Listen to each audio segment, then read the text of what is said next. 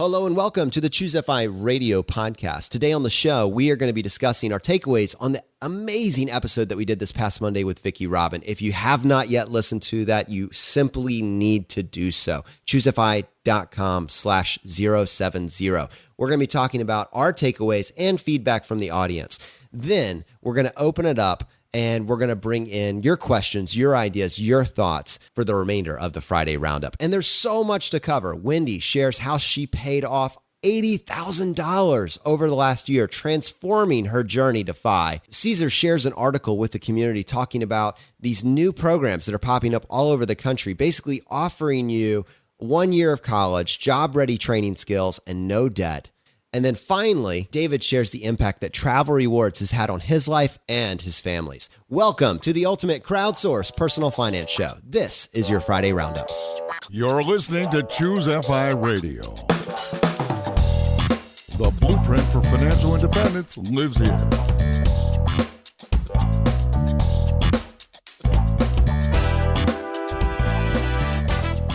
If you're looking to unlock the secrets to financial independence and early retirement, you're in the right place. Stay tuned and join a community of like-minded people who are getting off the hamster wheel and taking control of their lives in the pursuit of financial independence. ChooseFI, your home for financial independence online.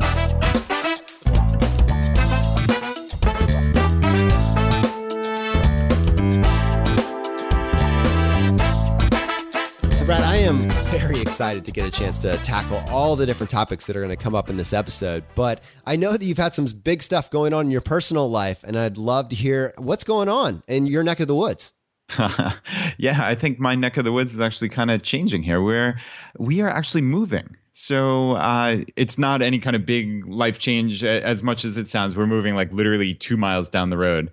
But yeah, I mean, the house we've been in now for 13 years, we are leaving. It's kind of bittersweet, but we're excited for this new chapter in our lives for sure. Maybe I just missed it. How many years have you been in your first home? 13. Wow. So yeah, my kids have grown up here, and yeah, this has been our family home. But you know, we talk on this podcast all the time about community, right? And unfortunately, the block that I'm on is just like one little cul-de-sac with 10 houses, and it's not really this community that we want our kids to grow up in. So we had kind of been eyeing this one particular neighborhood, basically like right near our kids' elementary school. And we weren't in the market per se. Like it wasn't like we're getting our house ready to sell and getting ready to move. It was nothing like that. It was just, if the perfect house comes on the market, then we'll consider it. I think that was kind of how Laura and I have lived the last couple of years, basically. So it was never like a pressing thing, but this house came up on the market. It's this beautiful house. We're really excited about it.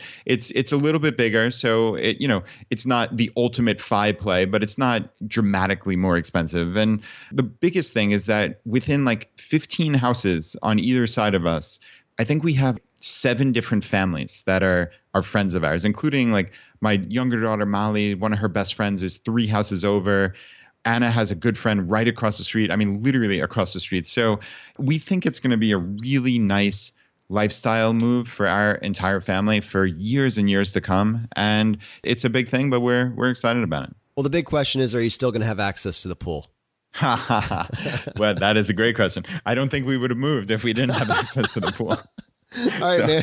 Well, congratulations. I'm excited for you. And yeah, I mean, from an opportunity cost perspective, I think, one of the things I've heard, and I can't confirm this, but it's if you're going to be in a home, because of all the transaction cost, it's if you move every, 5 years or so, you're just getting crushed.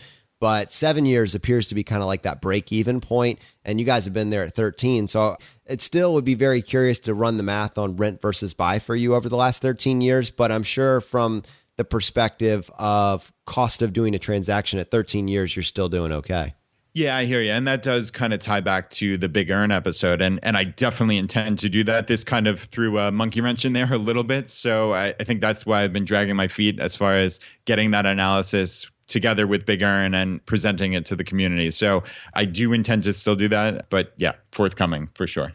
And yeah, amidst all this kind of crazy moving, which is actually for me, it's going down next week, is we have ChooseFI in Mid-Atlantic in Virginia here this coming weekend, which should be absolutely amazing. Yeah, it's coming up Friday already. Are you freaked out you're going to lose your voice again?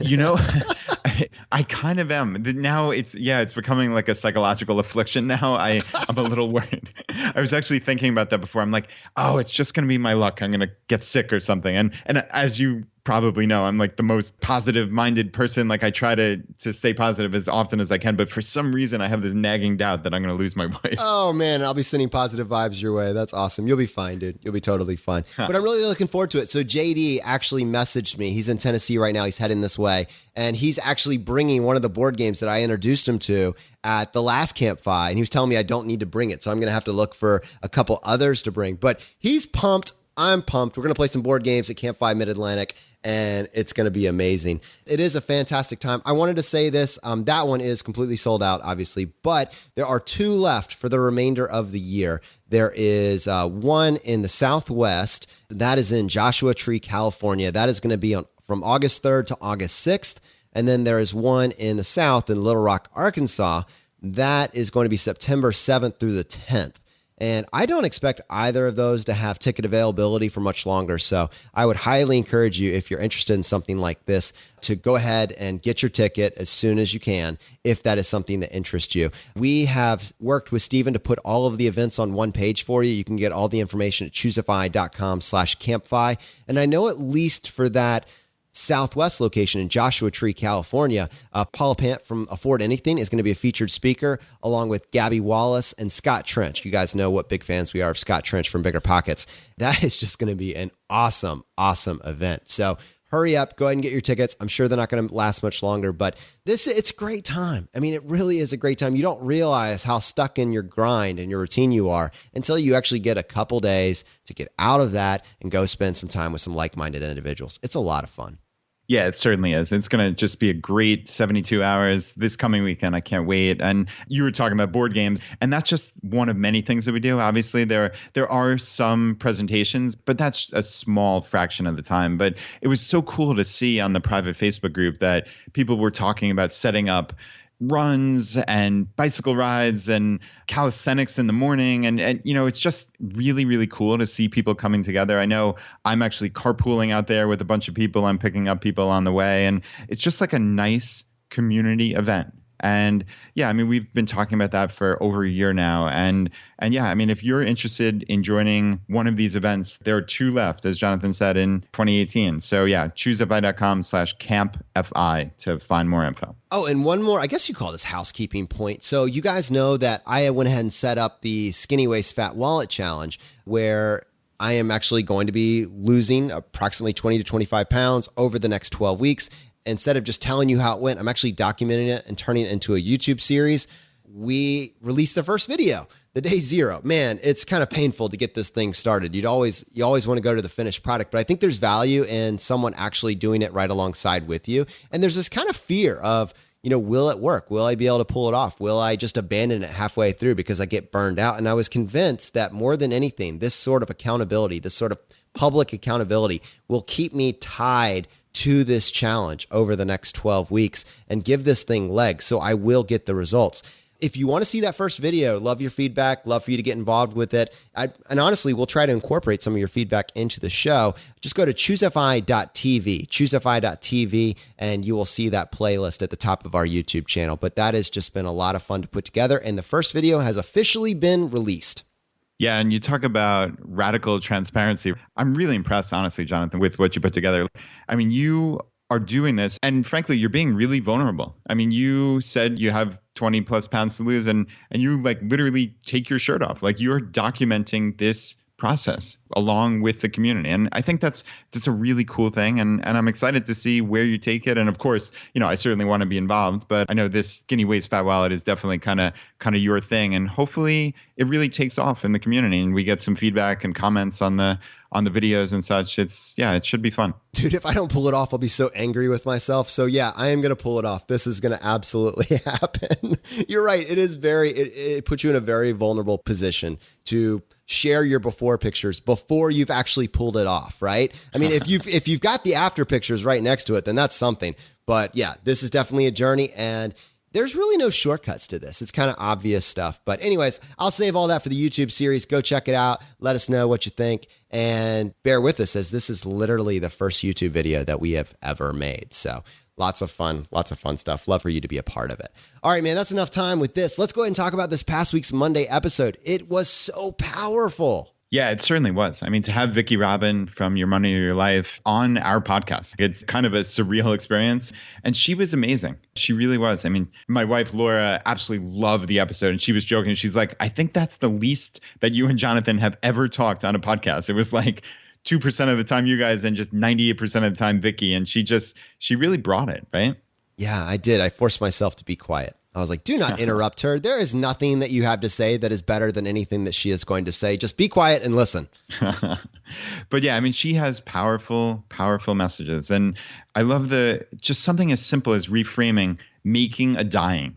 It sounds hyperbolic when you hear it, but when you really think about it, making a living just doesn't make sense, because that's what we've talked about forever here, is that most people work so hard, so many hours to afford the finer things in life, right? But they can't enjoy them because they're working all the time. It's this like horrible, I don't know, catch-22 paradox, whatever you want to call it. And you truly can't enjoy it because you're working all the time. So her reframe of that, of making a dying, that really hit me. And she said that her and Joe really wanted to help those people that had a sense that there was more to life than just that 9-to-5 grind. And I think that is a powerful modern day FI message. That is our message. There is more to life than, oh, what do you do?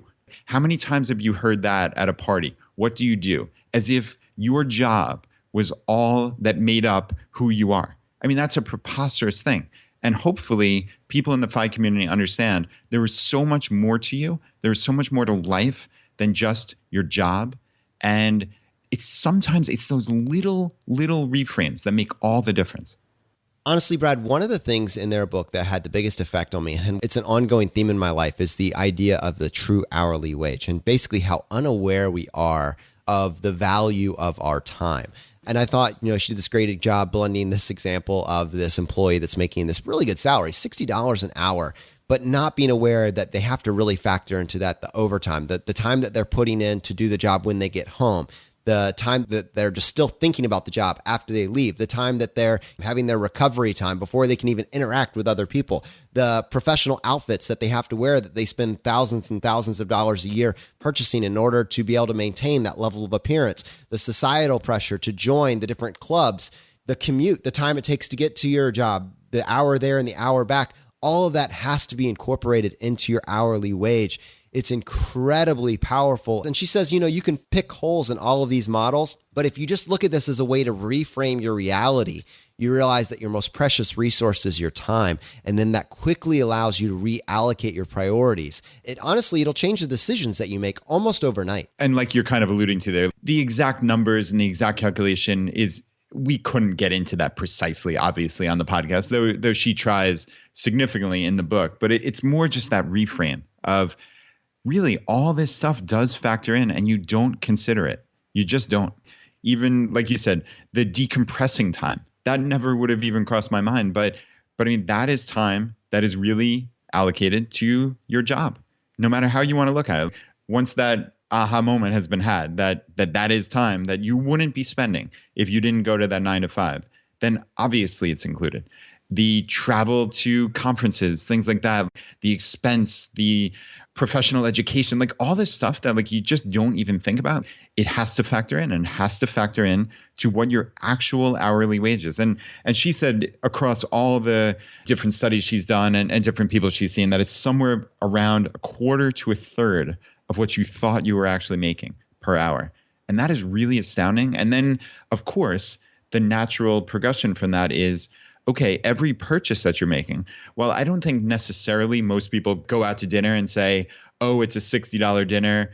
I make $60 an hour. This costs 1 hour of my life force. Like, I don't think many people are actually having that thought. But man, if you were, and then you realize, oh, I'm only making $15 an hour, This one dinner out just cost me 4 hours, a half of a day. Well, that's a pretty stark example.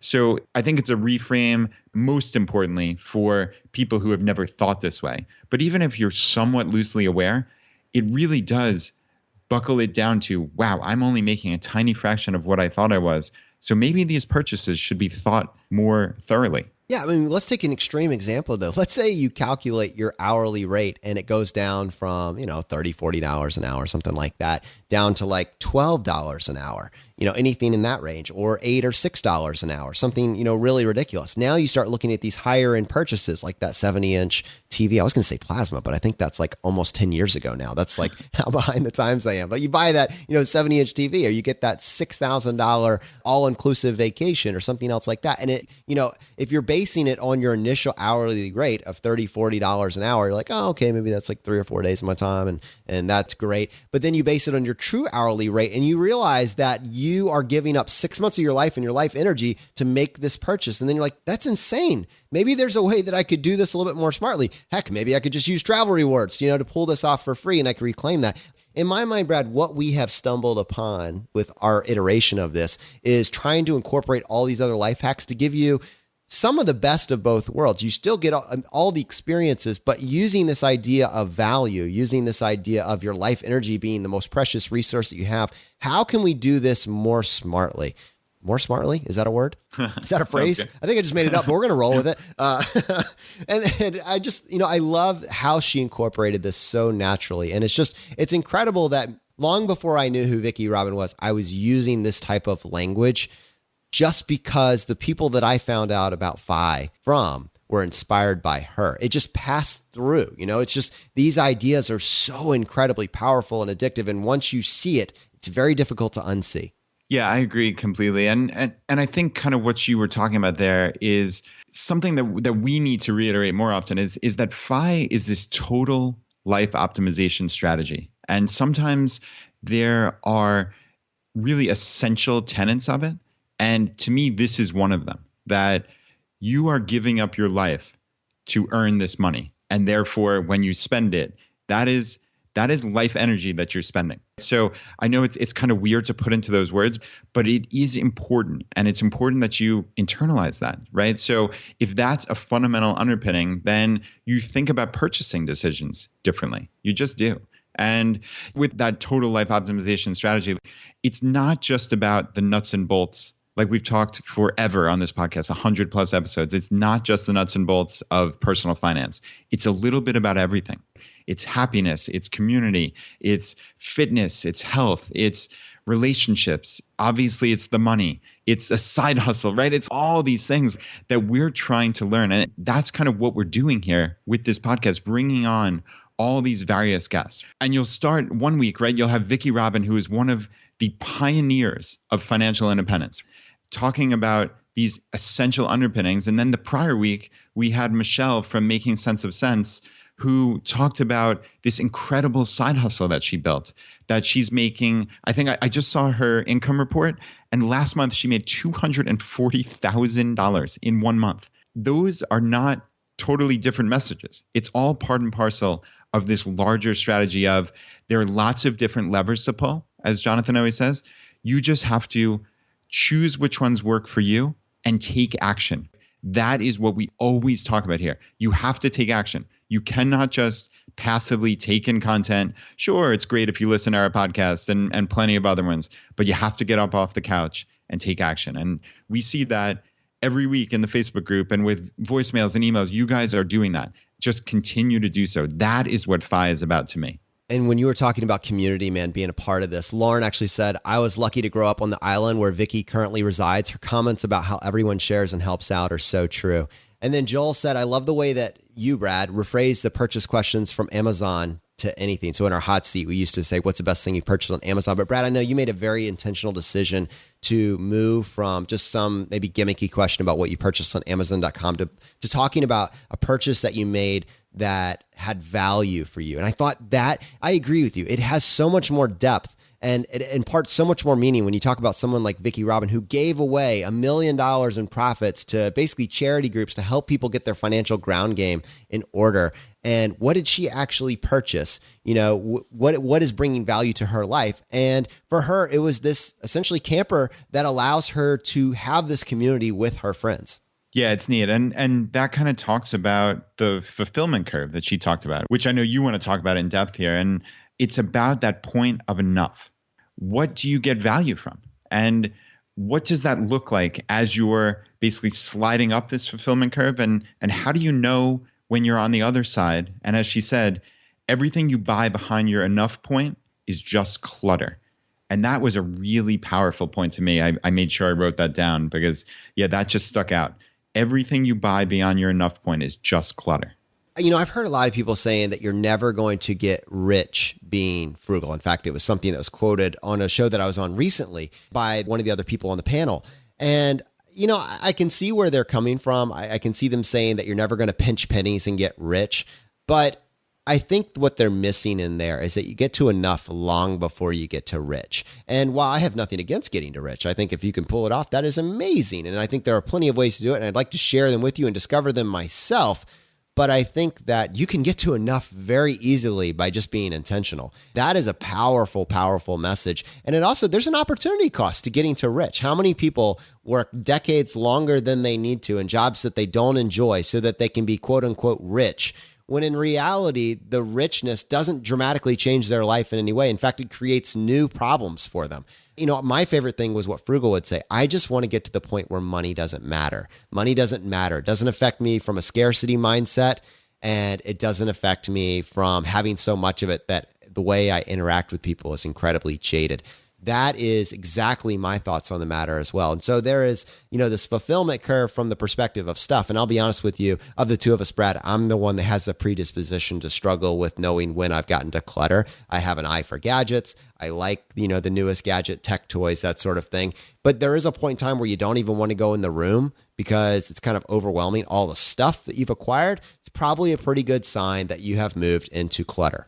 Yeah, I agree. And what's funny is I know I mentioned at the outset of the podcast that we're moving, right? And I'm getting to see firsthand as we pack up our house what our clutter looks like and what our lives look like, what we've purchased over the years and how it's accumulated. And I'm going to say this kind of jokingly, and I can't wait to hear what my wife says when she hears this, but we are definitely better than probably the majority of similar suburban families. Like we don't accumulate a ton of stuff in the grand scheme of things, but that's not the comparison that I want to make. I'm never trying to compare myself to the person next door. I compare myself to my goals and my ideals. We still have accumulated a significant amount of stuff. And this is a nice opportunity to kind of come up with a structure. And we've donated just so many items. We have this amazing Goodwill, just like a mile down the road, where they have like an 18-wheeler, Jonathan. It's the coolest thing ever. Like from 7 a.m. until 8 p.m., every day, they have this 18-wheeler open there where you can just donate whatever you want. And I've been there more times than I can count. And you got to see like the smile on my face when I come back from this Goodwill. It's like, it's just so great because I know I've decluttered a little bit and I've donated. I've done something good in the world. It's just this win-win. And yeah, it's a neat feeling. Let me ask you, with the new tax laws moving the standard deduction up to $24,000 and it being very unlikely that you're going to itemize based on donations at this point, are you still like asking for a receipt and tracking everything that you do? And I only ask that because I know it slows down the process dramatically.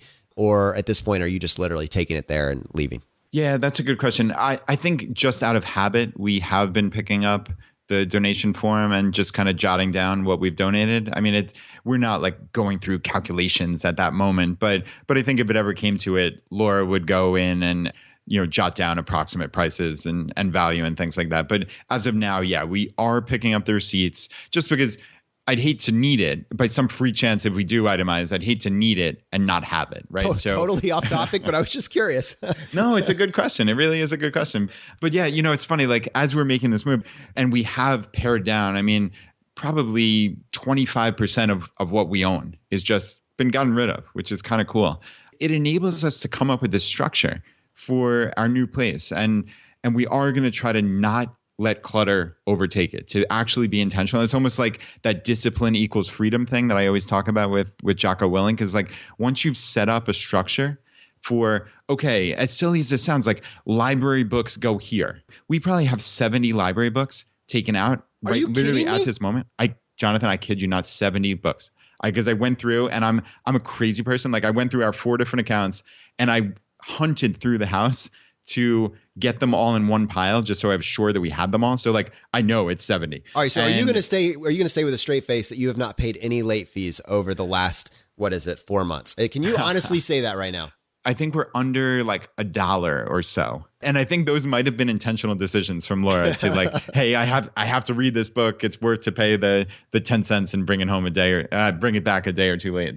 We haven't lost any books. We haven't done anything like that. But the cool thing is now we're going to have a bookshelf just for library books. So again, it's like that discipline equals freedom, as opposed to having 70 library books strewn throughout a house. We now have this nice built-in shelf that we can put them all on. And it's like, you set up a structure, then you don't have to take an hour searching through your house to find all these things. And like, obviously this is much more important with needing to run to the store, or, hey, we're out of this. Let's take a run to the store and buy a deodorant or a shave gel or something. Like, that's 20 minutes out of your life because you didn't have structure.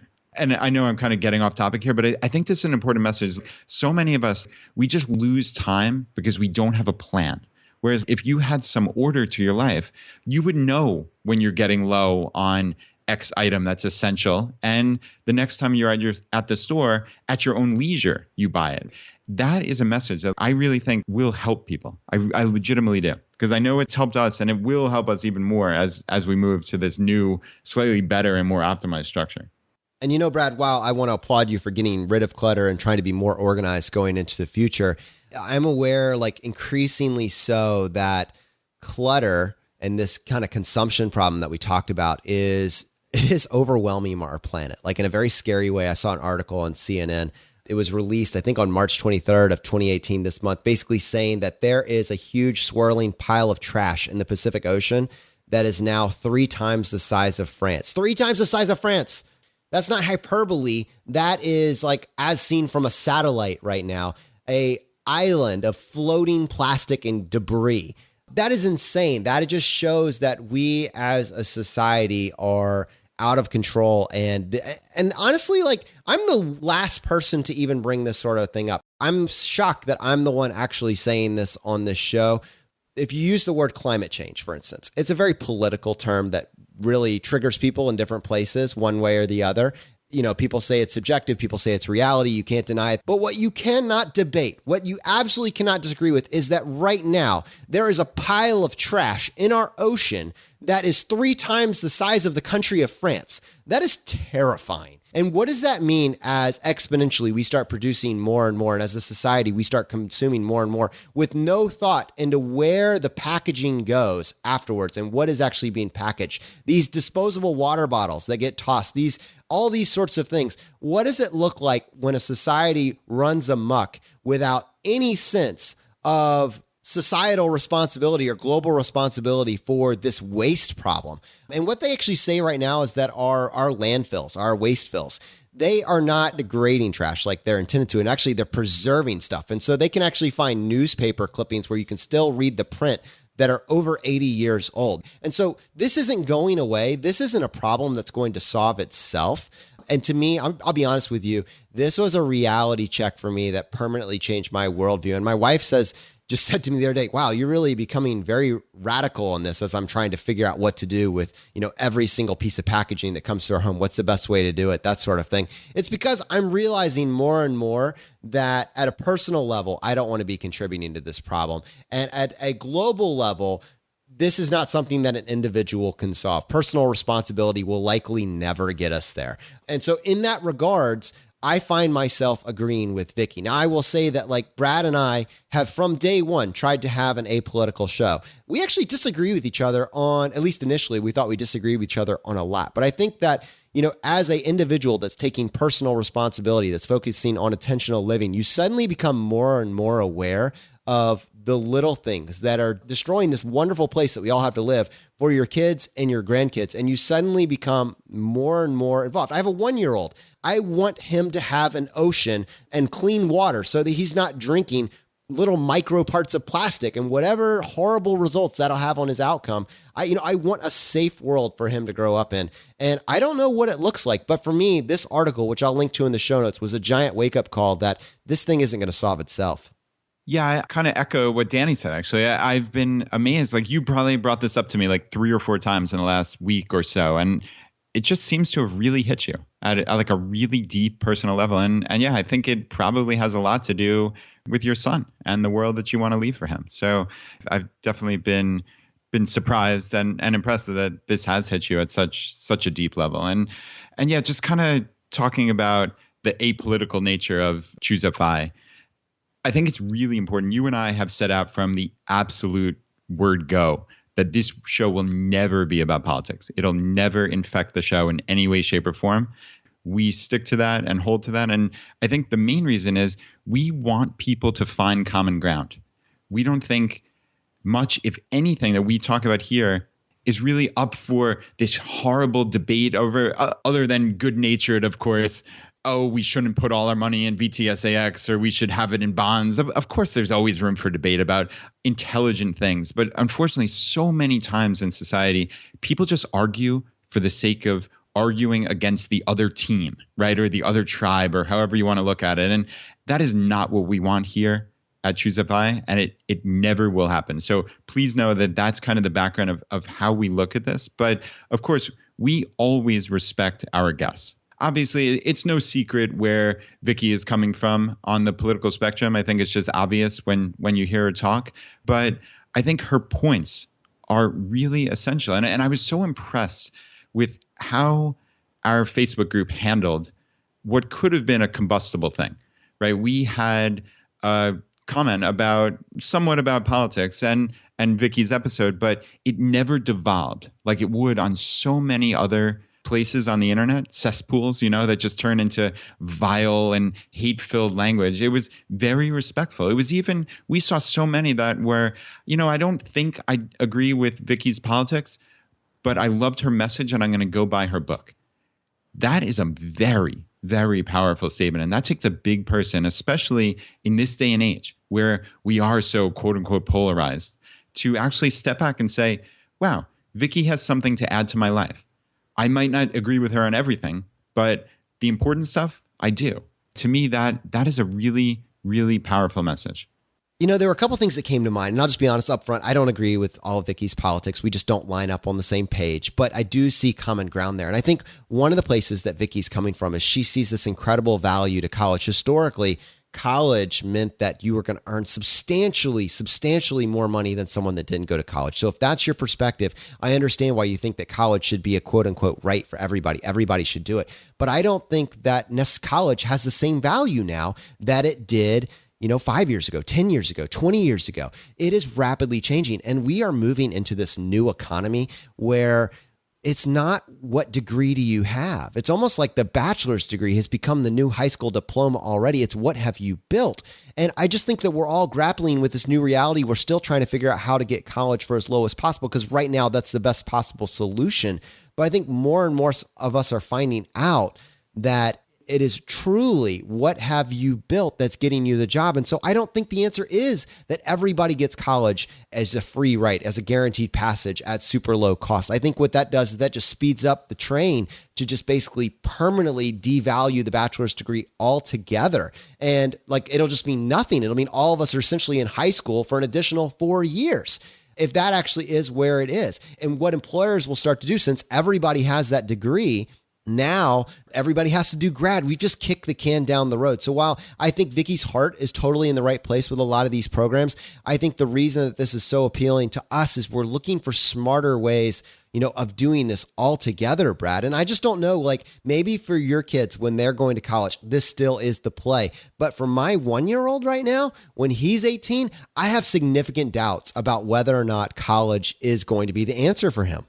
Yeah, and I don't know what it's going to look like when my kids go to college. I mean, my older one is 8 years out. a whole lot can change, obviously, in nearly a decade. And I'm pretty scared about it. I don't know that college necessarily is the answer. But if that is still the societal norm, it's pretty hard to buck that trend on a personal level. So I'd like to think that we're going to be able to employ a lot of the strategies that we've talked about here on ChooseFI with second generation FI and college hacks and AP tests and CLEP tests and all these things. And assuredly, we will get better information over the next 8 years. But yeah, I don't know what it's going to look like. And yeah, that is a big unknown for sure. Brad, let's explore this just a little bit further to understand, where we're coming from. I think that part of this went to, historically, your identity has been your job. But when we're talking to the FI community, you're talking about potentially just a 10-year working career. I mean, a 10-year working career, and you can get to a point at which 10 or 15 years get to a point at which you've reached financial independence.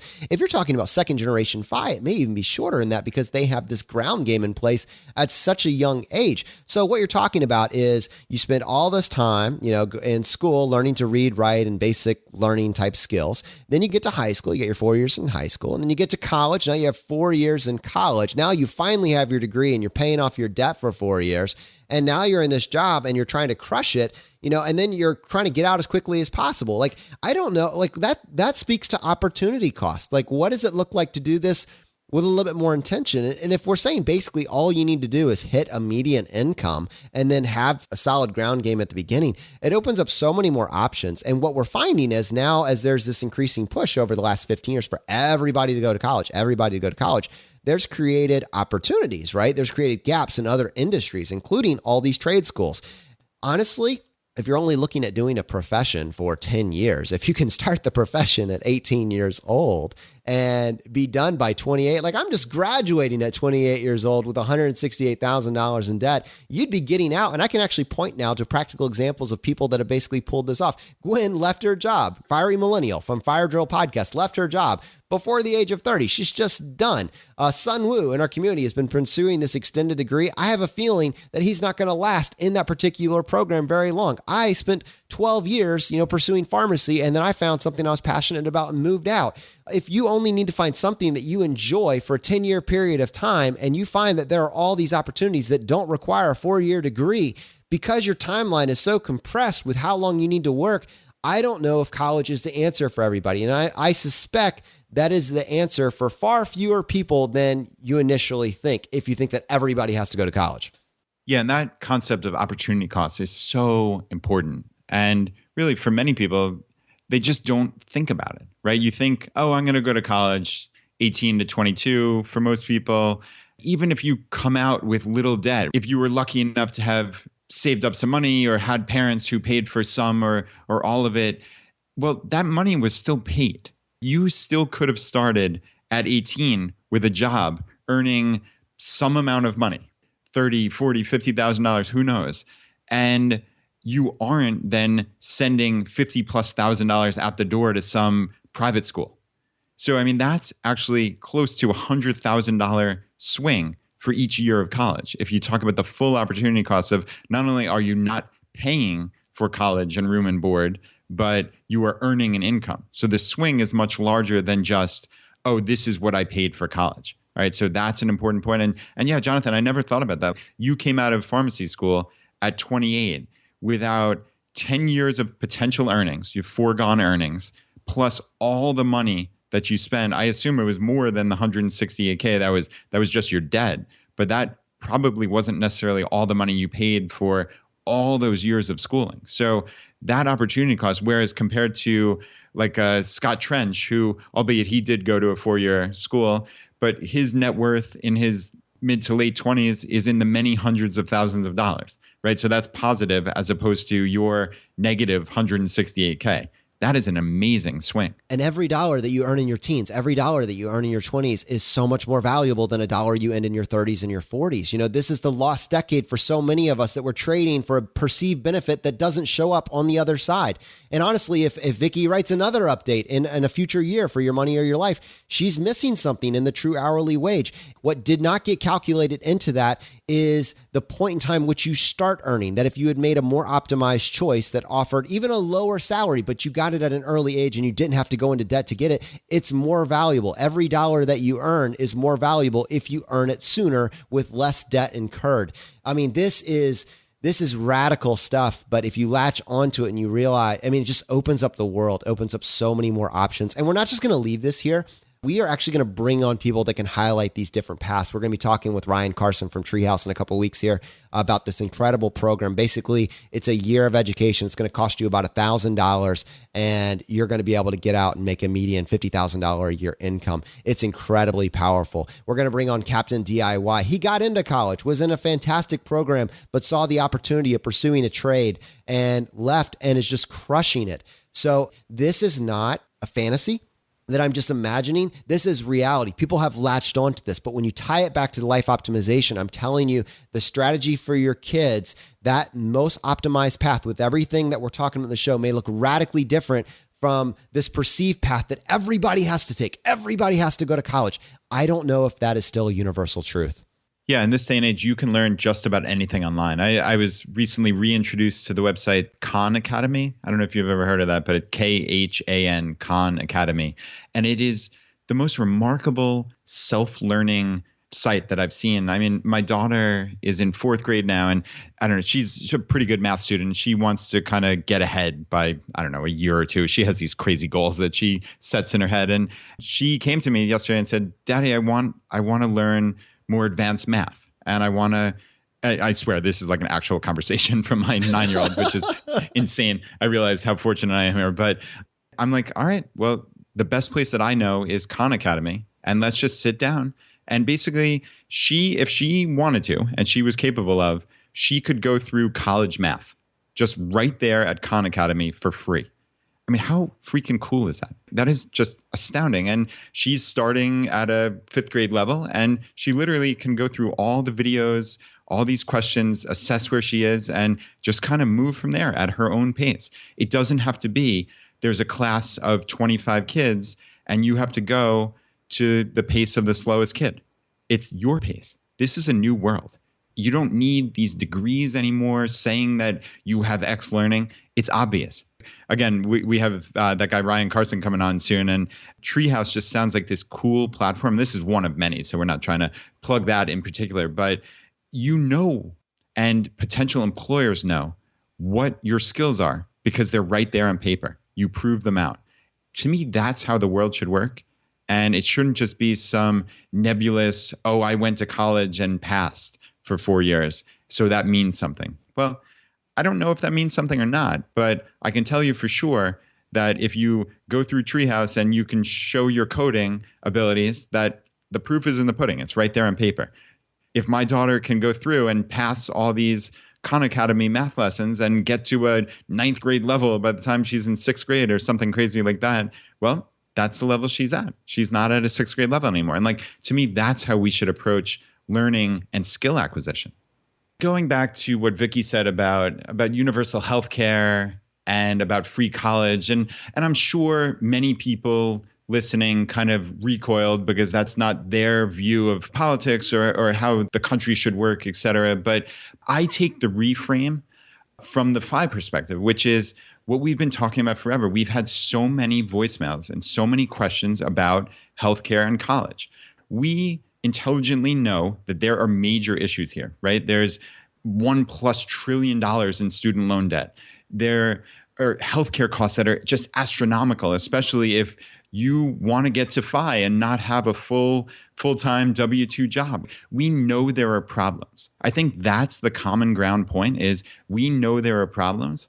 And the way that I look at the world is I want to help solve problems how I can. I don't know if the answer is universal healthcare and free college, but I'm not closed-minded to anything. I like to explore and try to find out what works. And I think that's the message that I want to get across is if you reflexively heard that and said, oh, that's awful, I couldn't possibly agree with this.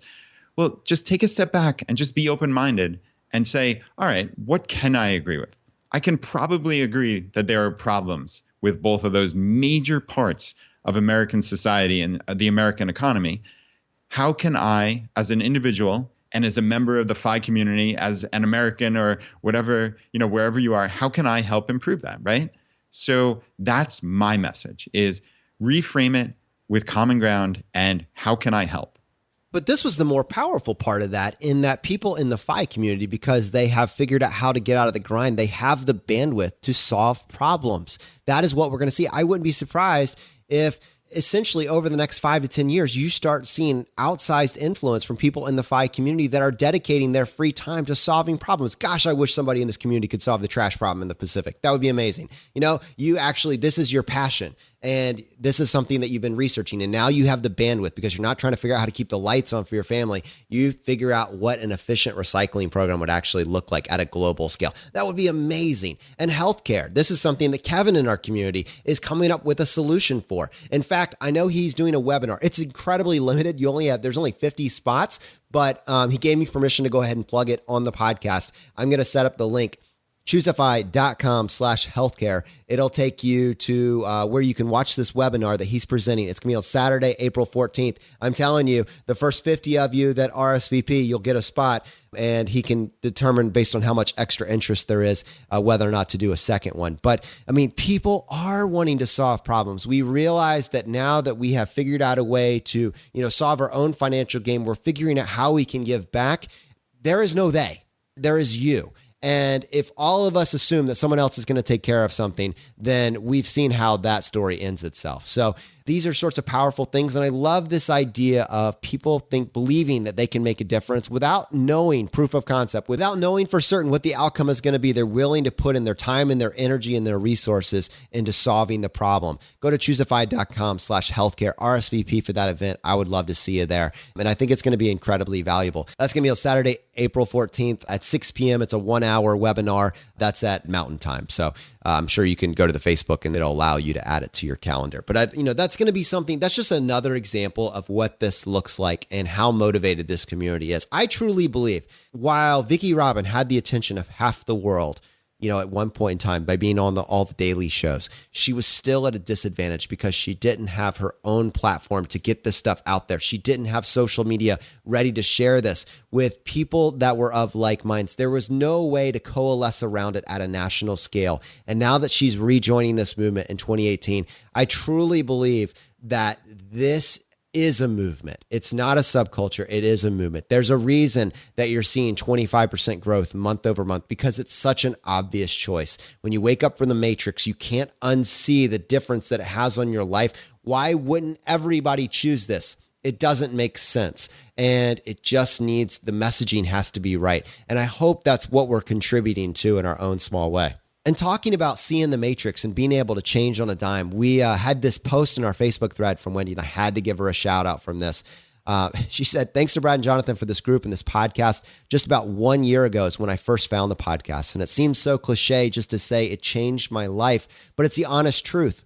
In May of last year, after binge listening all the episodes, my husband and I decided to change our lives and put a plan in place to pay off all of our debt. We had a negative net worth in the 6 digits a few times over. Thank you, student loans. And we decided to commit to serious savings so that we could realize our dream of retiring early, something that we previously thought was impossible. We were going to grave with the debt. I just updated our information quarterly for my blog. And since yesterday, at the end of the first quarter, and I went over the numbers, I knew we had been hitting it hard, but I just didn't have really any idea of the total progress. The math doesn't lie. $86,346.46 in overall gains in 10 months. This is simply incredible. I can barely believe it myself. We're going to link to Wendy's blog in the show notes for today's episode. And I know that one of the things that she did, in particular, Brad, she absolutely crushed her grocery bill. She went to Aldi's, and I'm telling you, I've been doing this myself for the Skinny Waist Fat Wallet Challenge. It's impossible to spend $100 at Aldi's. I kid you not. Like, I filled up my cart the other day and I got my receipt. It was $33. I was like, my mind was melting. That's how crazy it was. I asked Danny to guess, like, lowball what it would be, and she overshot it. Like, it is, if you can get these little things in place, these small wins, it motivates you in every single other aspect. She's in our San Diego group, and I know that she's even done some presentations at this point. Like, she is all in, and the difference that it's going to have on her family in just a very short period of time, their 10-year future selves are just thanking them. Thank you. Thank you. And Wendy, thank you so much for sharing it with us and with our community. We're blown away. Yeah, Wendy, that is amazing. Simply incredible is the words you use. And you and your husband here were simply incredible. I mean, $86,000+ in overall gains in 10 months. That is taking action, right? That is the epitome of it. So a huge, huge congratulations to you. And speaking about incorporating all these different life optimization strategies, travel rewards, we got this message from David. He says, I want to thank you both for introducing me to travel rewards through ChooseFI. My wife had breast cancer several years ago, had treatment and reconstruction. The reconstruction was causing her problems, and she found a group of surgeons in New Orleans who perform a pioneering reconstruction surgery using the woman's own tissue. While the surgery itself is covered by insurance, we had to travel to the Big Easy twice and stay there in a hotel for 10 days. Through travel rewards, the total cost was only a couple $100 rather than a couple thousand. We even used our Chase card to pay for the surgery, and we're reimbursed with our Flex Spending account. We have enough points left over that this summer, my son, who has been a bit distant this year, and I are going on a free flight to Kansas City, Missouri, attending a Friday night Royals baseball game, staying in a free hotel room, then hopping on Amtrak, $22 each, to St. Louis, where we will be sightseeing, then attending a Father's Day baseball game in St. Louis before heading back to Tampa with a free flight. Total trip cost about $75 plus game tickets. Anybody know a hack for that? If you two ever wonder if you're making differences, trust me, you are in my life. Thanks again, Dave. So these are the little things. Like, Brad, all these things seem separate, and people have latched onto individual things, but you got to put it together in a game plan. And these aggregation, these little hacks over and over again, it just blows the whole thing up, and you realize this just got easy. Yeah, it really is. It's these little pieces, but yeah, when you put them all together, it's huge dollars, and it's a change in your life. So yeah, Dave, that is awesome, and neat to get to go down there and see some baseball. I love that. We are very happy that our Mets are now playing. So yeah, this is a good time of year. Early April is when baseball starts, and it just kind of seems like this fresh outlook on life. So yeah, good stuff all around. Caesar in our Facebook group posted an article talking about how these 1 year of colleges, programs are popping up. They don't give you a degree, but you don't have any debt, and you basically get the job skills. This is essentially what we were talking about with these types of trade schools that are opening up. It's the same idea, but this was picked up, I believe, by the Wall Street Journal. So mainstream press, not too far behind us on this when they're starting to get a sense that something's shifting.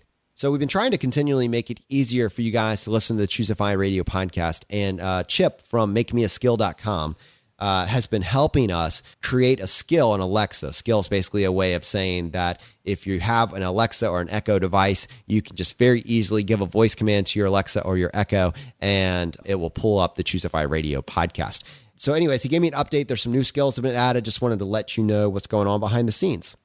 Hi, Brad. Hi, Jonathan. This is Chip at MakeMeASkill.com. Couple quick notes. First, I wanted to let you know that we've had quite a few listeners start to use the ChooseFI Amazon Alexa skill. One listener has even provided a very positive review on Amazon.com. I also wanted to let you know that I've made a few updates to the skill. Previously, to play past episodes of the podcast, you needed to specify the date of the episode or the episode number. In addition to finding past episodes by number or date, now you can find past episodes by specifying a word or phrase from the title. While there are many ways to engage the ChooseFI features, the easiest way to search for or find past episodes is to start the skill by saying, Alexa, start ChooseFI. This will get the device thinking about ChooseFI actions. As soon as the device glows blue, which means that she's listening to you, just say, search for, and then any word or phrase. A couple examples or searches to try after the skill is engaged. Try saying, search for insurance, or search for side hustle, or search for board games. In addition to the new search capability, ChooseFI is now available on Amazon Alexa devices in Canada, Australia, India, and the UK. I've also made the skill able to read blog posts and articles. Also, if ChooseFI listeners would like to help ChooseFI get more visibility in the Amazon Alexa library, they can help by rating the skill. Just go to Amazon.com. In the search bar, type ChooseFI or MakeMeASkill.com, and then rate the skill and or add a review. One final note. If you play this audio note on a podcast, I apologize for potentially triggering listeners' devices. In the future, I'll refer to her as Madam A when I provide an update on new features for this skill. Thanks a lot, and have a great day.